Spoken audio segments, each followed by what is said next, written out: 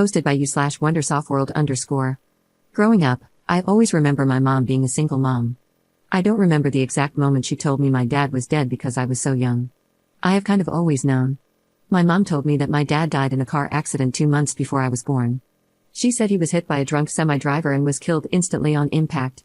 Obviously, no one questions their own mother, especially at a young age. You believe her every word. This is what I always told people growing up if they asked about my dad. I would say I didn't have a dad because he was killed. My mom even claimed to be a widow on financial aid papers. Whenever I asked questions, my mom said things that just made sense to me. For example, "Mom, why don't you have any photos of Dad?" She told me they all burned in a house fire started by the dryer right after I was born. This made sense because we had moved to a new house when I was very young. Again, why would you question your mom? I tried to research my dad and his death, but nothing ever came of it. I assumed that back in the day, they didn't have computers or the internet, or if they did, there wasn't much. I later found out his name was Donald according to my birth certificate. The only reason I discovered this was because I had to force my mom to give it to me so I could get my license at 16. A lot of the time, I tried to ask more questions as I got older, but my mom became visibly angry when I did. Eventually, I just stopped because I didn't want to get yelled at anymore. This drained our relationship growing up. My mom and I were never really close. I tried asking family members questions, but literally, no one, not even my grandma, knew anything. My mom and grandma are super close, so this was very odd to me. The last time I asked my grandma before I finally asked my mom one last time, my grandma said, "I don't know who or where your dad is, but I know your mother loves you." Holy crap, when my grandma said that, I got goosebumps and knew something was very wrong. Fast forward to when I was 19. I started to see a therapist after being a victim of attempted kidnapping and being diagnosed with PTSD. My therapist told me to take a DNA test to possibly find out more about my dad's side. This way, I could learn more without having to ask my mom and make her angry again. I asked my mom to pay for the DNA test because I was a poor college student at the time. She immediately got so mad and yelled at me. She claimed that the government was going to clone my DNA and sell it. So, I never ended up taking it. After that, I didn't bring it up again. Fast forward to when I was 20 years old, around Thanksgiving time. My 3 friends and I had a fun day of baking cookies and talking all day long. Until I brought up the stories of my past and my dead father. I had a conspiracy theory I made up about my life, totally as a joke. I had told my therapist once and now my friends. The theory: what if my mom had a one-night stand with a rock star/musician and got pregnant with me? She never was able to find him again, so she couldn't tell him. My mom is considered the golden child among her siblings. So, in order to remain in the good graces of my grandparents, she told them she eloped and got married, then got pregnant with me, and shortly after, my dad died in a car accident right before I was born. It would make total sense why none of my family met him or knew him if it was a short relationship. My theory wasn't too far off. But this is what really went down. My friends all told me that my stories didn't really add up. A lot of them said they seemed odd but never mentioned it before. My friends paid for me to take a DNA test finally. I took the DNA test and then confronted my mom about it. She finally confessed that she always wanted to have a child but never wanted to get married. She found a clinic that did sperm donor pregnancies. She had 2 miscarriages before me, all with different donors. The 3rd time, she got pregnant with me. The name Donald came from donor. There was no dad who died in a car accident, it was all lies. With my DNA test results, I mostly had first cousin matches and didn't think much of it. But what I didn't know was that first cousins and half-siblings share a similar amount of DNA. A few weeks later, a girl messaged me claiming to be my half-sister. She was able to answer all the questions I had always had. The reason my mom couldn't answer those questions wasn't because she was upset that he had died, but because she truly didn't know. The girl who messaged me was correct, she was my half-sister. She introduced me in a group chat to the other siblings. This was 3 years ago, and we only had 30 half-siblings at the time. Now we are up to 50 and expect more to still pop up. We are from all over the country. We will never truly know how many of us there are because of how messed up the donor industry is. As for my dad being alive, we found this out recently. After years of research and sleuthing, my sisters found our donor through leads from the DNA test. We have reached out to him, and he is grateful to know about us. We have limited contact due to his family and his horrible wife. His wife wants to keep her good reputation, as if helping families get pregnant is a bad thing. Partly, I think his wife is homophobic. She is very religious, and most of our siblings' parents are same-sex couples. Our donor never told his family about being a sperm donor in college because of his extremely Catholic background. I wish he would tell them so we could meet our cousins, aunts, uncles, and grandparents. But it's unlikely he ever will. He rarely talks to us, only occasionally saying happy birthday or Merry Christmas, but that's mostly it. Thankfully, He was able to give us updated and accurate medical information. There have been a few donor child stories on the Two Hot Takes podcast, but my story is a bit different from what I've heard before on the pod. Sadly, this is common in the donor children community. Many parents lie to their children with no intention of ever telling them the truth. In the 90s, no one ever expected DNA tests to be what they are today. Additional info from UP. I am in the USA. Everything I am about to state applies to my country. If you were in another country, you would need to do your own research on the laws. One thing to note is that the USA is the least strict and does the least amount of testing.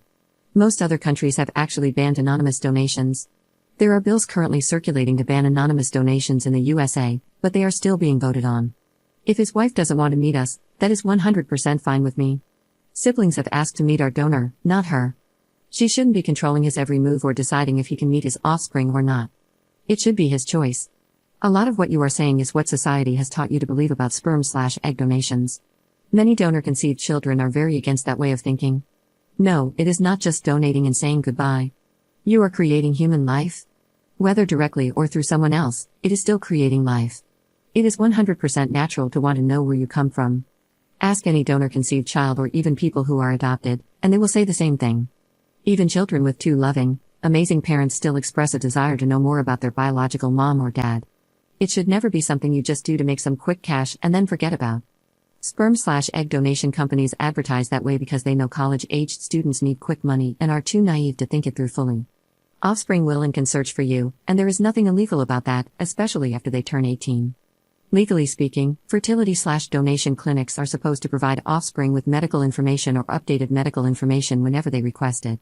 If the clinic doesn't have up-to-date information, they are supposed to contact the donor to get that information to provide to the offspring.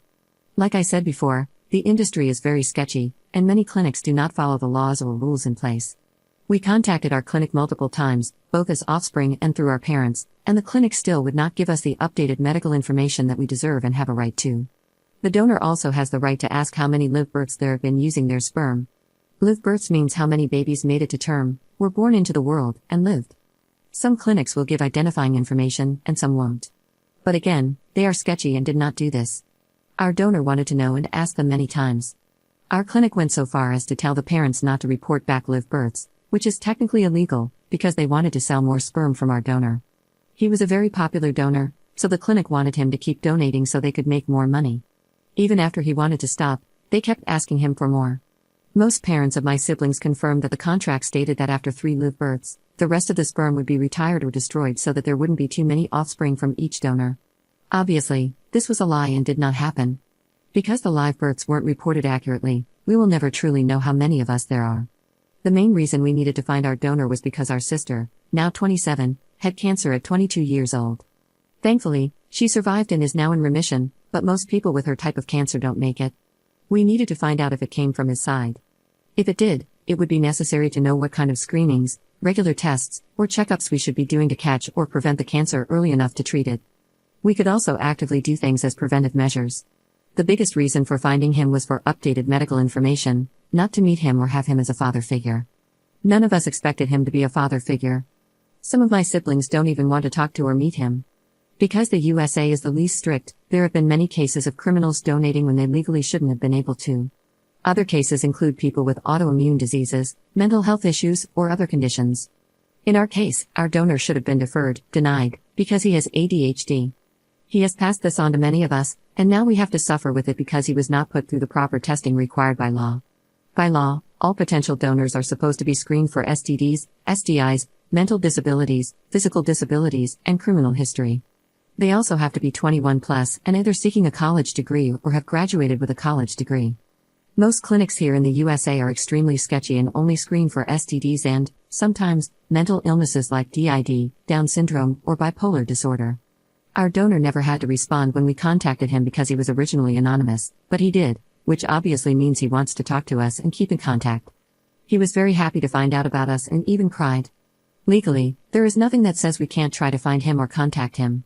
Being anonymous just means that the clinic will not give out any identifying information like his name or address. We are allowed to do DNA testing to try to find the donor and reach out to them.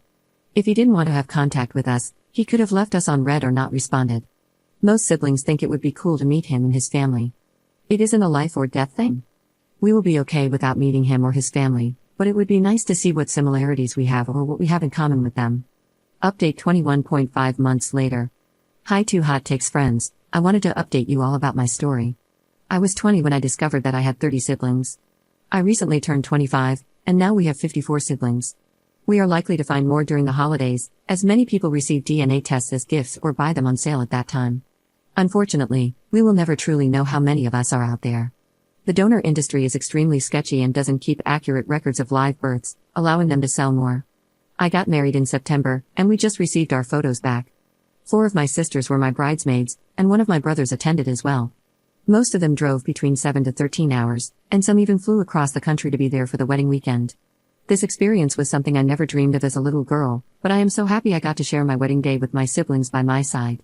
My friends, who bought me the DNA test, mentioned in the original post, were also at the wedding and met my siblings for the first time. It was a full circle, surreal moment. Now on to the real tea of the evening.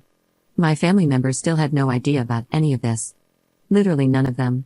My wedding was my debut, you could say, of my mom's long-held secrets. I was tired of bearing her burden because it was never mine to hold. The wedding program included my siblings' names and labeled them as sister of the bride or brother of the bride. My mom had refused to give a speech at the wedding for some reason. I told her that a parent typically does this and that the groom's father was giving one. She still refused, so I told her my sisters would instead. She said that was fine, but I don't know what she expected them to say since they weren't going to lie for her either.